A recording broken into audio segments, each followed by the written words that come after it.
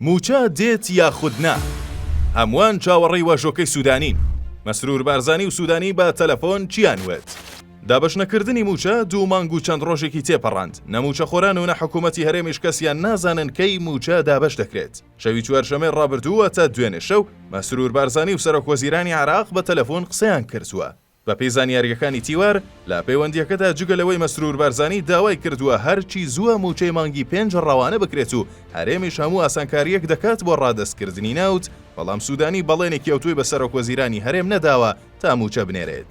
بەپێی قسەی سەرجاوەی کاگادار کا بۆ تیواردووە، سوودانی وتوویەتی دەبێت ڕای لایەنەکانی چوارچێوەی هەماهەنگی وەربگرێت و ئەو کات دەتوانێت بڕیارێک لەسەر موچە بدات.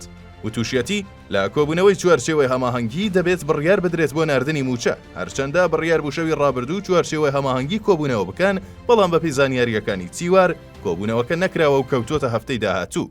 لالایەکی ترەوە سوودانی ترسی لالایەنەکانی شیعە هەیە وە نایەوێت تەنها خۆی بڕیار بدات و هەر لەبەر ئەمەشە هیچ بەڵێنێکی ناردنی موچەی بە مەسرور بارزانی نەجاوە. ئەگەر لایەنەکانی چوارچێوەی هەماهەنگی ڕازی بن، ئەو کات حکوومەتی عێراق لەژێر ناوی میکانیزمێکدا لە ڕۆژانی داهاتوودا موچەی مانگی 5 ڕەوانە دەکات، بەڵام لە ئەگەری ڕازی نەبوونیان کارەکە قورستر دەبێت و ئەستەما موچە ڕەوانە بکرێت، چونکە سوودانی وتوویەتی ناتوانێت بە تەنها خۆی بەرپرسارەتی ناردنی موچەکە هەڵبگرێت.